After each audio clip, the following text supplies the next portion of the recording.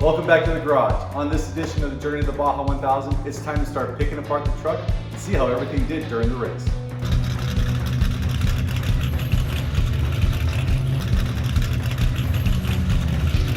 Thank you for coming back and joining us on this edition of the Journey to the Baja 1000, where we have the race truck back in the garage. I'm finally caught back up on some sleep, ready to get back to work and get the truck ready for next year's Baja 1000. Over the last couple of days, I've really had some time to think back and reflect on how we got here, and it's really amazing. I decided that this was my year I was going to go for it once this lockdown started happening, probably back around in February. I was like, let's go for it. Let's build a truck. And I started building. I had the 1978 Jeep J10. It was almost a driving perfect J10. We dropped the chassis out of that, cut the body up, bought a 2010 Chevy Silverado, took all the engine and driving parts, running parts out of that, and then built a custom chassis, put all those things together, and this is a truck that we have right now. You can go back and look at all those episodes. I think episode 2 was taking apart the J10. Episode 3 was taking apart the Chevy Silverado and how I did an LS swap and those kinds of things. But what's really, I think, amazing is going back to about September of this year and what this truck looked like, and then even going back to a month or even a week before the Baja 1000 and taking a look at what the truck looked like and then what we ended up with. And it was really a team effort. The NTD Racing guys, they showed up a couple days before, and I had a ton of work for them to do. But in addition to that, guys who didn't go down to the race with us, my brother Jeff was here, and he did a ton of work, especially some magic with the angle grinder, making these fenders work on the truck. My dad was here doing work. My brother Mark, all during the year, did a bunch of work with videos, and then also some work on the rear end, cutting off a whole bunch of parts off that axle. So it was a team effort. No way that the truck would look like it does right now without those guys, and just a huge thanks to them. One of the other members of the NTD Racing team, Angela, did all the logos for the truck, and I really think that she did a great job, and it makes the truck pop. And I would be remiss also if I didn't thank a lot of our sponsors, which you see written on the side of the truck. My plan over the next couple episodes is to go over some of the things that we use on the truck, some of them from our sponsors and some not, that really worked well. One of the themes of this truck for the whole year was that I thought that I could build a truck to race the Baja 1000 for less than $20,000. I still have to go back and do the math and figure out if we got there. I think we're pretty close on that price. And the reason that we got there is not because I think that I was cheap. I mean, we're using King shocks on the truck. The bearings are all FK bearings. I have an LS engine in the truck. Those are all quality parts. But what I consider myself to be is a value person. So I don't like to spend money if I don't have to spend money. So today, let's talk about two of the systems that I was really happy with. When we were thinking about the navigation system for the truck, of course, we wanted to look like all the other guys. Most folks are running the lower end system, which is a really good GPS system. It's very expensive also. And so I was looking around the house and I was like, what do I have? We got iPhones, we got iPads, I got old iPads. I work with an iPad, and at work I use the Pivot case. I was like, so hey, can we use an iPad and maybe contact the folks at Pivot, and I've known some of them for a long time, and use that system. So we reached out to them and they sent us Pivot cases, and I want to show you how that worked and just how awesome that system was. And then also we reached out to Gaia, and they provided us with subscriptions for their software, and I want to show you how that worked and how pleased we were with the whole system. Let's go ahead and hop in the truck. Let's take a look at this, how we had it all set up for the race, and then also I'll let Danny show you how we set up the Gaia system so that we can navigate and not get lost in the Baja desert. All right, you are in the navigator seat over here, checking out the view that we had during the race. Just let me show you some of the stuff that we had in here. I think it's pretty cool. Just starting from over here, this was the master power on off that goes directly to the battery, and then to right over here to the fuse panel, which is underneath this panel. Continuing up the dash here, we got the push to talk, which talks through the ICOM radio, and right now we got that dialed in to Weatherman. One thing we'll have to move is the horn button. We got the horn there, and it was behind the GPS, which ended up being a factor. I really liked these USB connections. They were covered up during the race, and so we usually left one covered and one uncovered just in case one went bad. I could go ahead and switch over to the other one. I'll put a link in the description below on where I got these off of Amazon. Our light switches over here, headlights, and then also the top bar lights. We'll be adding more of those as we add more lights underneath the bumper. This is for our air. We got the ignition over here, a low car shifter. I'll talk more about that later and how that worked out. One of the GPS mounts right here in the front. We had our intercom system just for the navigator to use. One of the errors that we did is I put the mount for the Stella, and Stella is how they track you and how you're communicated. You communicate to other drivers and they communicate to you during the race. I put that down here just because you needed to have room behind it to hook all these wires in. You need to have some space for that. I will figure out a way where I'm going to move this back over next to our instruments so the driver can see it, because it had a lot of important information, as in like where you're at, are you going too fast, are you off the course, you know, are you wrecked or something like that. So the driver needs to be able to see that information. What I want to talk about right now is first off is the pivot case. What an amazing case this thing is. And we had these mounts all in two places on the truck. Next year we're putting more of these things in, and as you can see, these things are bomb proof. They are awesome. This is an aluminum, this isn't plastic parts, this is aluminum welded socket here going to a really rigid plastic ball joint on there. And then once you put that GPS in there, let me try and sleeve this thing in there without messing it up. Once you put it in there, it locks in, it's not coming out. We had one right there, and then we also put another one really close over here to the navigator. And our theme was, as we were using the Gaia GPS software, is we wanted to leave this one in big picture view. Where are you in big picture in relation to the whole course? And then we wanted this one over here was going to be the one that the passenger, or the navigator was going to manipulate more to tell specifically what turns were coming up, what kind of terrain was coming up, and those kinds of things. And he can go through, and I'm gonna let Danny show you more in detail. He could pick different options to use, even in offline mode, to make sure that, you know, we had the best information on the Gaia GPS, and these things worked awesome. Thank you so much to both of those guys, because they did sponsor us. No one gets a free one. The products are awesome. I could totally see these being used more widely in other people's race trucks. I thought it was really cool. One last thing I'll show you is obviously with an iPad, you need to keep those things charged. One of the things that I added onto the truck was these charge cords. And again, I'll put a link in my description below.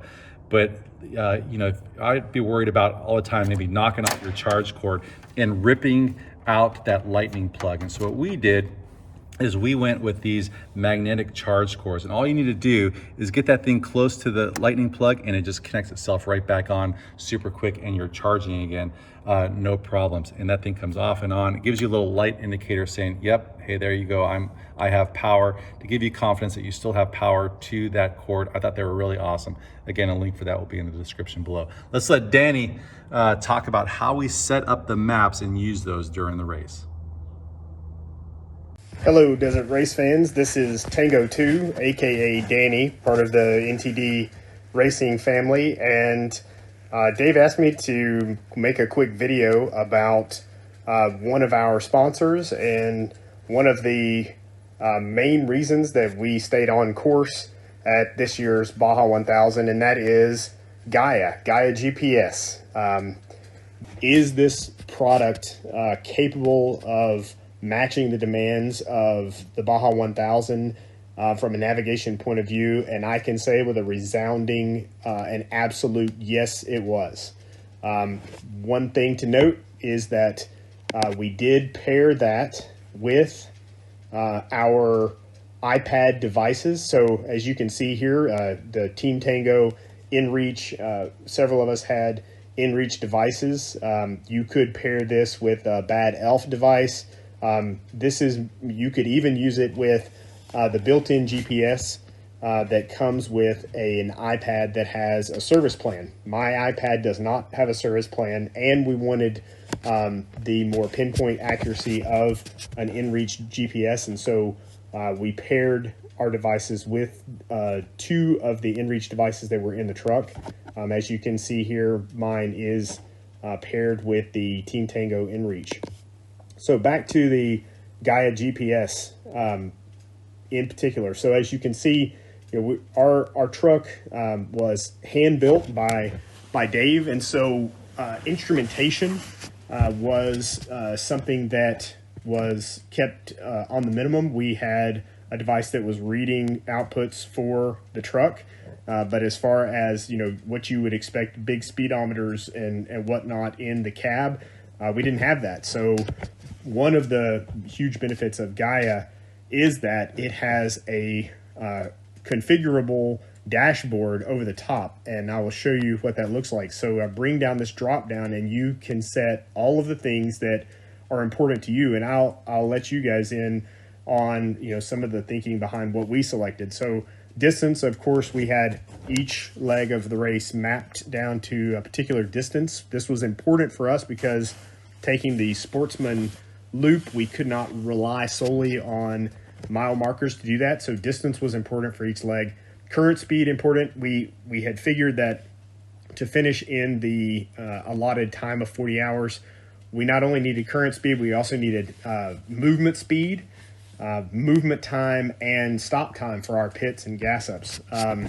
We had coordinates for several places that we knew might be an issue, as well as coordinates for our driver changes and coordinates for our refuel points. And so we had the coordinates pulled up.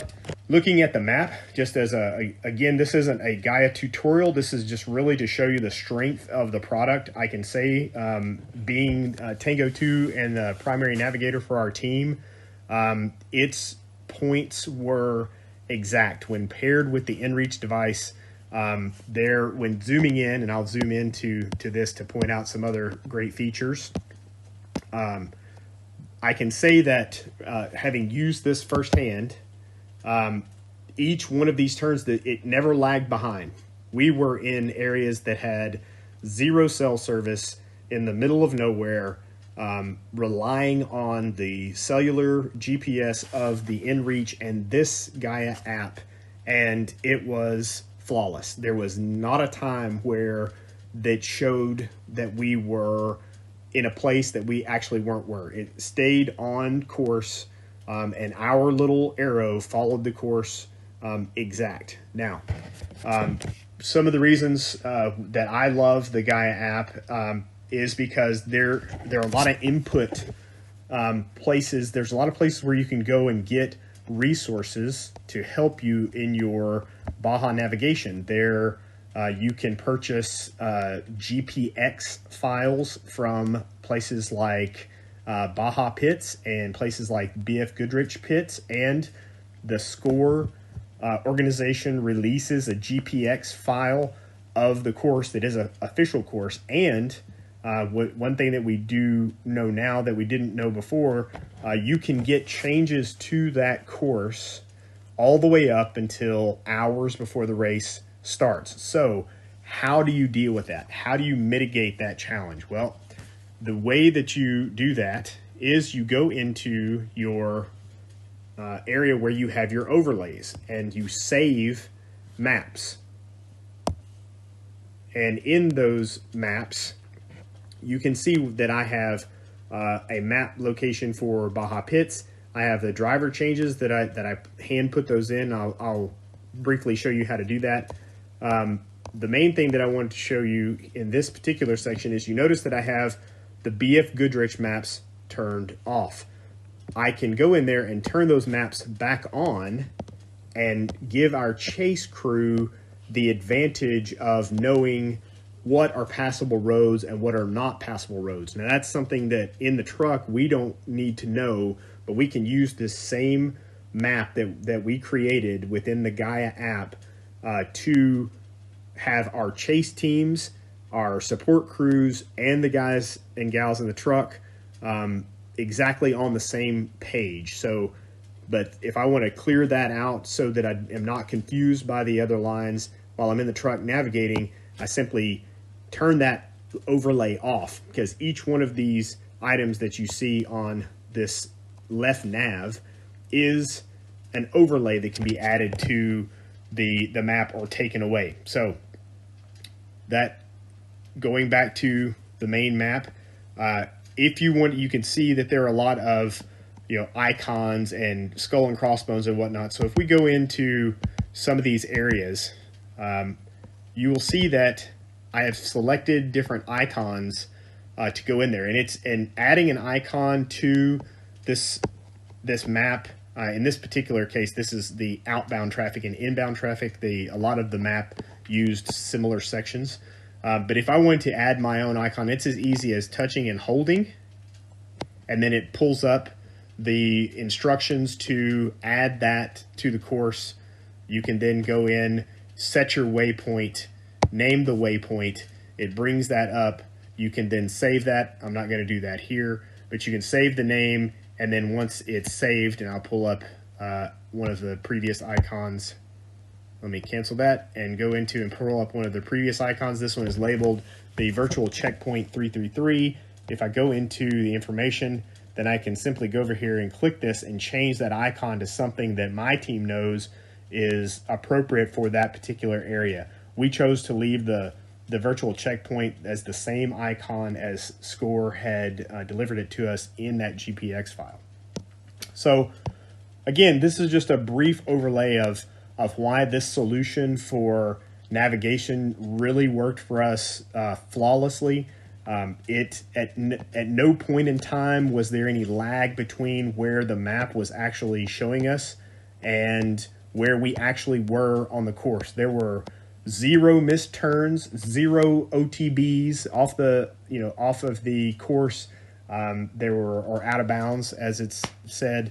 No penalties for that whatsoever. And just as another shout out to our sponsors, this app is outstanding for anybody that's doing anything where they may be outside of cell phone coverage or their normal phone's GPS. It, again, paired with an inReach or other hiking type GPS, it's amazing. And so another one of our sponsors, Hiking Bingo, this particular app, when paired with a super fun app for the kids to play a scavenger hunt type bingo game out in the wild, the Gaia app absolutely positively will get you to the point where you want to explore, and it pairs super nicely with the Hiking Bingo app that lets your kids play a bingo type game in the outdoors and really reinforces that. So Gaia gets you there, and Hiking Bingo really keeps your kids engaged and entertained while you're out in the wilderness, whether that be the desert or just outside your backyard on your favorite trail. Well, I think you can see why we use Danny for the GPS in the Gaia system. He's got 2 PhDs, he's an Army guy, the perfect choice for navigation. And also, hopefully you can see that the Gaia software, it's easy to use. Man, it is great software. We didn't get lost at all. We just basically put the arrow on the line and we were following the course the entire time. If you're interested in Gaia, check out the link in my description below for the Gaia application and get it on your software. Maybe you want it on your race rig, it works. Maybe your trail rig, or you just want it when you take hikes with your family. Great software to use, and thank you to those guys for teaming up with us and providing us with subscriptions that we could use during the Baja 1000. All right, so where do we go from here with the journey to the Baja 1000? Well, I kind of see it as 2 parts. First off is we're gonna start preparing the truck for next year's race. Some of the things that we'll be doing differently. First off, we wrecked the truck. I need to fix the upper and lower suspension arms, maybe do some work on the frame and some of the mounts up in the front. And I'll show you how I do that and maybe how I use the Langmeyer Systems Crossfire Pro again to rebuild those parts.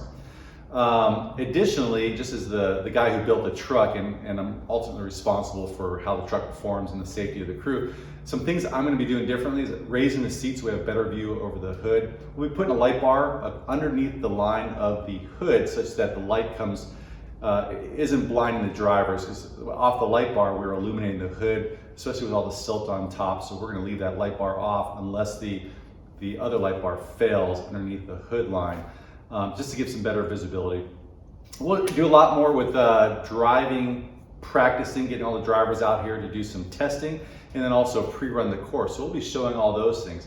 In addition to that, there are a lot of things that I think budget builders are maybe following and watching what I'm doing and saying, you know, how did things that you did work? How did your locker work, the Yukon Grizzly locker? How did the engine gauges work?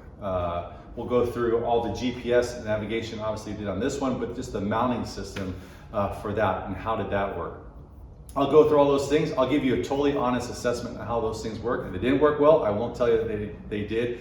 But for the most part, I was pretty impressed with most of the things that we decided to put into the truck. Additionally, how do guys get through chassis inspection and tech inspection, and how can you race the Baja 1000? It would be awesome to see more guys like this building their own trucks and out there, because I think it's a pretty amazing community, and hopefully we'll make it just a little bit bigger.